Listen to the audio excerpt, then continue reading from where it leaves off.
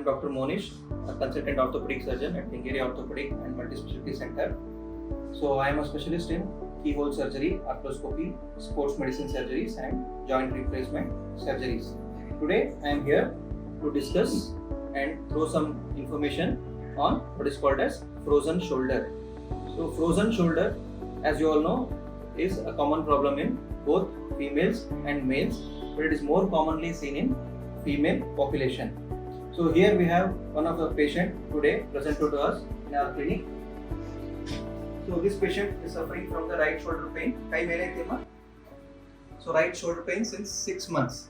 So she is not being able to lift her right shoulder completely as compared to the normal left shoulder, and she is having too much pain. As you can see the patient face, she winces of pain when I gradually move the shoulder. Okay, and she is not able to do what is the movement called as external rotation of the shoulder. And her internal rotation of the shoulder is also restricted.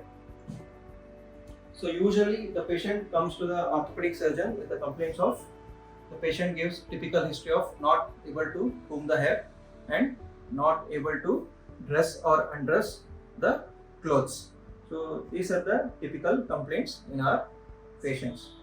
So frozen shoulder is a layman term, as a common people say, but in medical terminology we call it as periarthritis or adhesive capsulitis of the shoulder joint. Here one has to understand that it is not a problem in the shoulder bones. The bones will be normal here, but the problem is what is called as the cuff and the capsule tissues. So here you can see this is the shoulder model. So in the shoulder model you have the humerus bone and the glenoid bone. So this is the glenohumeral joint, and you have adjacent muscles and tissues. So in these patients the bone will be normal, but the surrounding tissue, the capsule and the surrounding muscles get thickened. So they will not be able to do the normal full range of motion.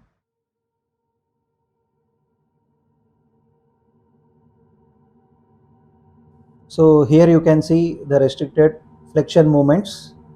So the patient is wincing of the pain,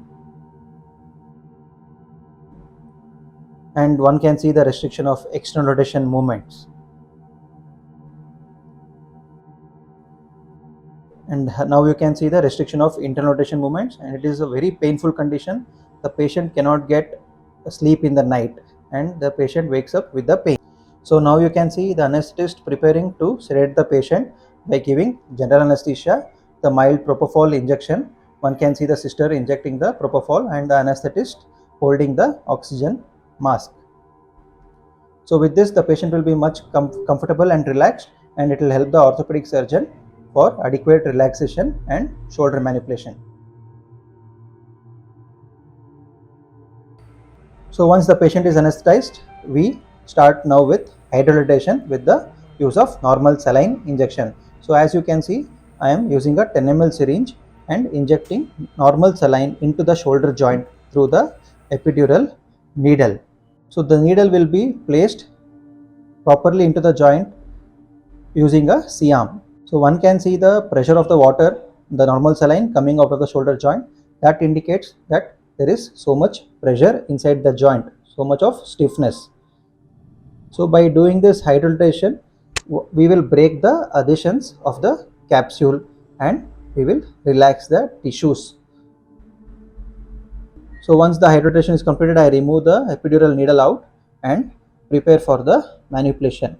So now you can see the flexion is increased by forceful manipulation of the shoulder joint. One can see increase in the range of motion of the flexion movement, and then followed by external rotation, subsequently followed by internal rotation. So we give flexion, abduction, external rotation, and finally the internal rotation and adduction. So as you can see, the patient is comfortably sedated and pain free.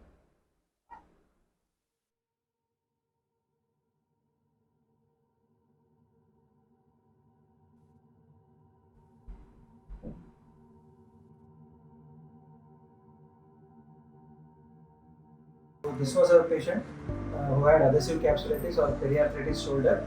So here you can see earlier the range of motion was only about 90 degrees. Now it has improved to almost 120 to 140 degrees, and her external rotation also has improved. So internal rotation also has been improved. Yeah. Now you can see almost her internal rotation is far better. This was achieved because of shoulder manipulation and hydrodilatation and PRP injection. So here we did hydrodilatation, shoulder manipulation and PRP injection. PRP is nothing but platelet-rich plasma, where the patient's own blood will be taken and injected into the joint, which will allow quicker